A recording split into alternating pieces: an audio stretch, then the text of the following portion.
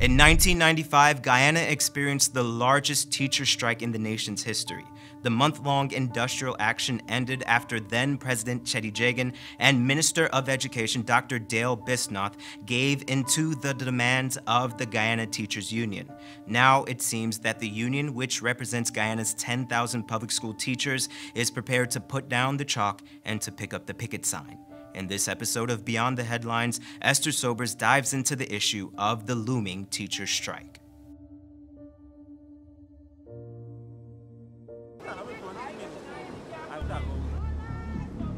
August 16th, 2018, Breakdown. Dozens of public school teachers gathered in front of the Ministry of Education. The educators are at the scene made their intentions known. They are fighting for an increase in wages. Following the breakdown in talks between the government and the Guyana Teachers Union, the GTU made the executive decision to engage in a full-scale industrial action. We're coming out very dissatisfied with this engagement for the simple reason that our salary issues were a major concern here. Increases in salaries and other financial benefits, they have all been pushed down. They remain the same. The union's position is that our position will have to remain the same, disagreeing with them. Thank you. That's what we wanted. Much of the issue revolves around teachers' salaries and allowances. GTU reps are demanding 40% salary increase, education allowance, risk allowance, clothing allowance, and smaller class sizes. According to the government, these are demands that they cannot meet. We have determined that most of the non-financial issues were settled to a large extent, and therefore the more heavy lifting ones, particularly the salary issues related to salary increases and debunching, were still to be resolved. Some teachers argue that the ministry can in fact meet many of the proposals. It's just not high enough of a priority. Also, the demands are not arbitrary. The GTU president insists their demands are actually based on findings of the Inter-Ministerial Task Force. One looking in at the Guyanese would have expected that the fact that you had representatives from the government sitting with the union to make recommendation, that it should have had some weight in terms of what those recommendations were. But to toss aside the documents and to say unilaterally we can address these, it's very disheartening. And I think that is what has gotten to our teachers, that they feel at this point in time that all of that was done to stall the whole process. That's how they feel, speaking to them on the ground. Committed to improving conditions in the public education system. In November of 2017, President David Granger formed a task force comprising of representatives from the Ministry of Social Protection, Finance, Communities, Education, and Public Service. The group compiled its findings in a list of suggested improvements based on the findings of the Commission of Inquiry into the education sector. Among the suggestions was a significant increase in pay, a move that many teachers welcomed, including this senior teacher, Sir Kerwin Mars. We caught up with him to hear his views on the strike. How long have you been a teacher? 26 years. 26 years. How's it been the 26 years in the teaching profession? How's it been? It has been great, lovely, enjoyable. It have its ups and downs, but I'm still there and I'm still holding on. We have, benefits in the sense that when you see what you would have finished producing, what they came out to be, what the students came out to be. And in my teaching career, I've produced lawyers, I've produced doctors. You have some of them who minibus conductors, you have touts, you have bank tellers, bank managers. Well, you spoke of some good years within the teaching profession, and now we're hearing about this strike that is happening. Like, could you just, I know we've talked about it in the media before, we just want to go back again, like, why have the teachers chosen this point in time to strike? Because it's not the first time the teachers have been asking for an increase in salary. It's been many years, but why this point in time? This nationwide strike. I need to let people know that this man in the street is saying that under the previous government, teachers didn't strike. It's a lie. Under the previous government, teachers had a strike, and I was in the strike. I remember walking down the road and beating Darley and saying Henry is a yard foul and Wiggum pressure he. And we had a strike under the previous government. And the previous government realized that it wouldn't work out. So let's sit down and let's talk. Let's reason and come up with certain things. Some of the things we didn't had was like, we didn't have duty-free previously, years ago, when teachers never used to get uniform or clothing allowance. You used to get a flat salary. You had no increase to your degrees and your certificate, your diploma, your master's or whatsoever.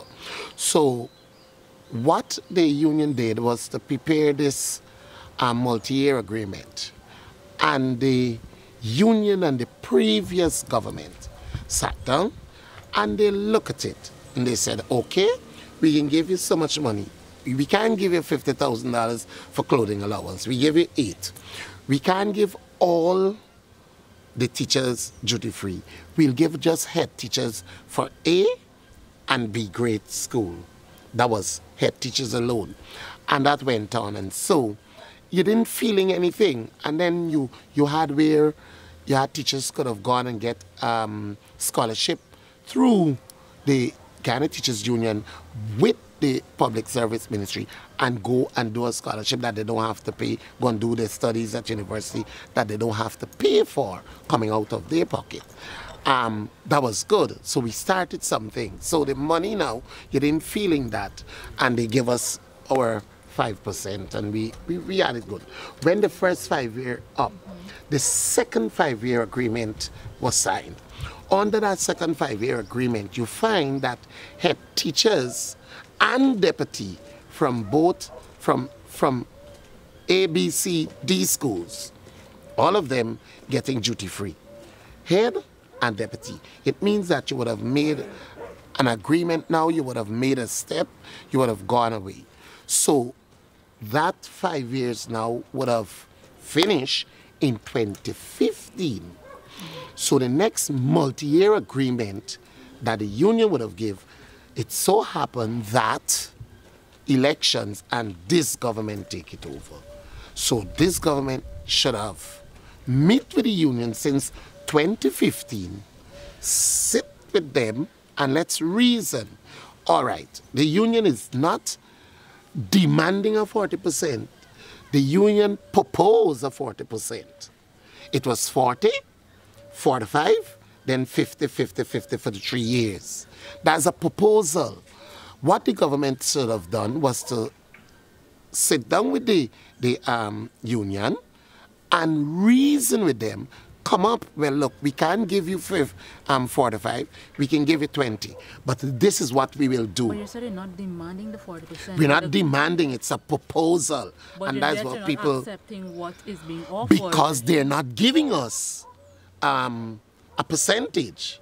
There's a difference between percentage and a lump sum money. A lump sum money is 700,000 million. It's a lump sum money. When you break that down to percentage, you end up with about 3 or so % for 10,000 teachers.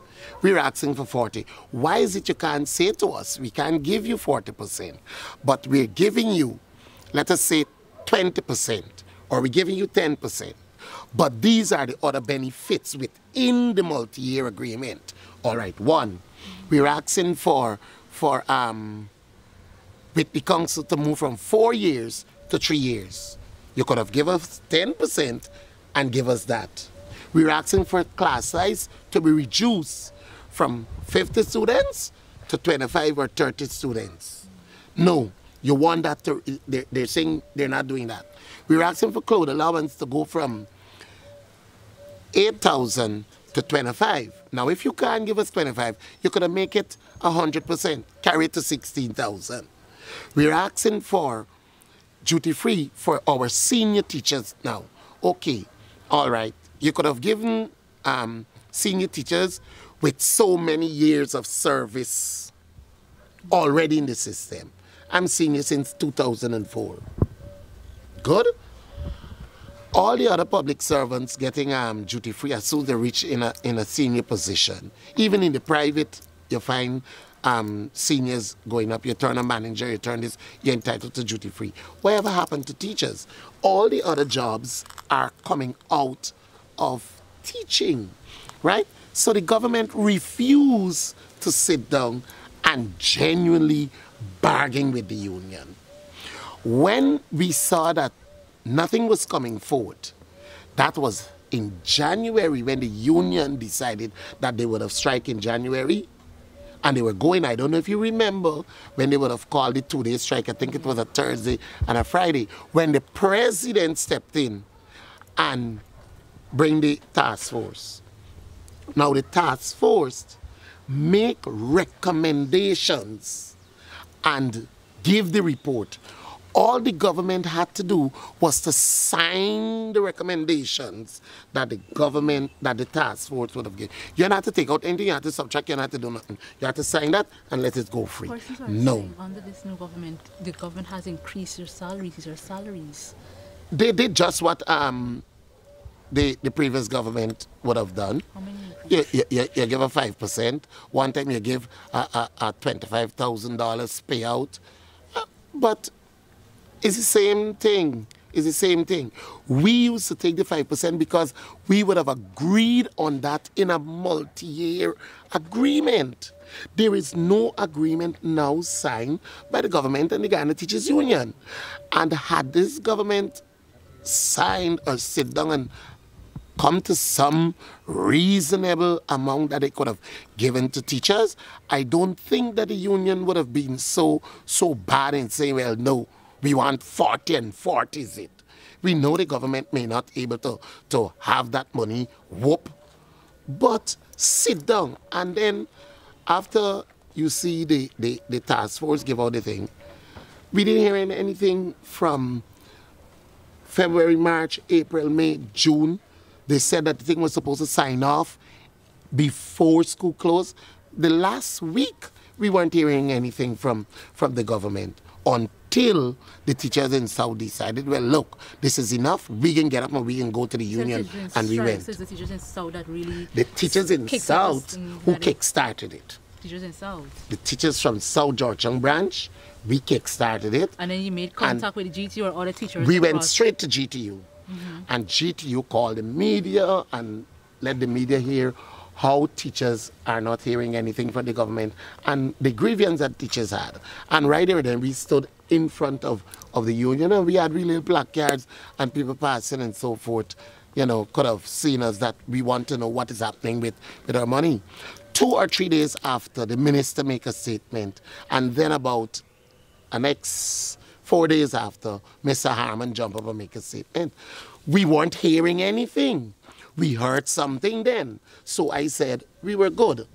Then they called, from there, they called the teachers in the ministry into what they would have come up with from cabinet.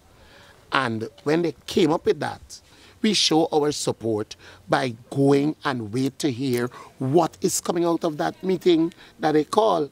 Because we don't want to hear, well, look, you have to get another meeting to discuss. All you were supposed to do is to sign and come out and say, good, all is well, safely well.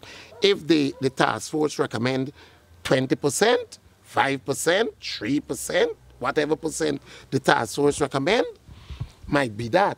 But whatever else the task force would have recommended would have been things like, okay, probably the duty free for teachers, clothing allowance increase the money for your degree, your master's, doctorate, increase in hardline allowance for teachers who are out of town. Those are some of the things that the government is not saying to us, that the task force that was set up by the president recommend to them. And because of that, the union decided, well, look, this is ringing down I-pass. You I-pass us. You think that we are a bluff. So we will call out our teachers. And that is how the strike is will plan. As I said before, people believe that it's I called this strike. I didn't call this strike. The Ghana Teachers Union did, and I'm a part of the Ghana Teachers Union, and I'm in solidarity with the Ghana Teachers Union. Guyana is the lowest paid teachers, really lowest paid set of paid teachers in the entire Caribbean. What's the average Trinidad. pay for a trained teacher? I would not discuss it. I wouldn't tell you that on record. If you'd gone to ministry, had you gone to ministry? Is it below $100,000? My over gracious $150,000? Oh, hallelujah. You don't give me a specific figure. Just tell If me. I, the senior teacher, not getting 150, how you now coming out from CPC getting that? That is what the debunching money. That is what the debunching money is supposed to do. In the days following the announcement of a strike action, many teachers divulged their salaries. On average, a trained teacher makes around $110,000, and according to one former teacher's calculation, the average teacher with a family is left with about $13,000, after much major expenses are deducted. But is this really enough to give the importance of teachers to the union? So do you agree with the teachers that they're asking for a higher wage increase? Do you agree that they should go on this strike because they need more money? So that's the right thing that they should be doing at this moment. Well, I don't think it's right, because looking at some of the children in my neighborhood where I live, sometimes the children come with unfinished work.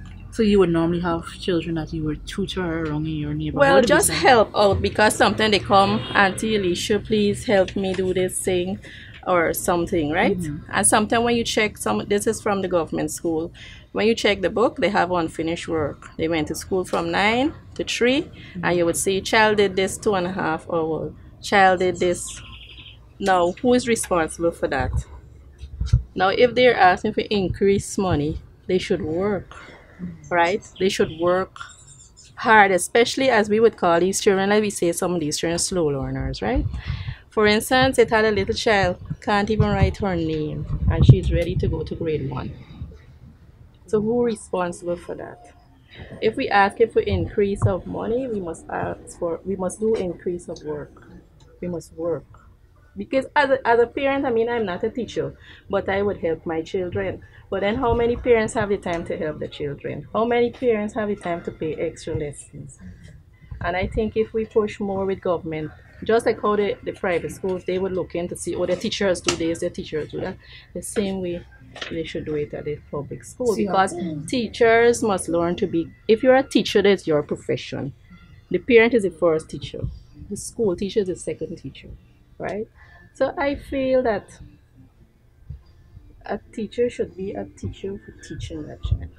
Not just for asking for Not just for looking at the money. We know you have to get money. I'm not saying no. You have to get money to live, right?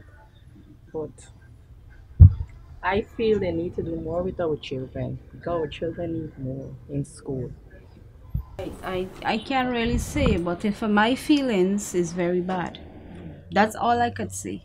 Are you in agreement with the teachers that they should strike? Do you think they should deserve more money, or do you think they should just continue to work as their salary they have at this moment? Yes, because the children need their education, and they should work as a teacher.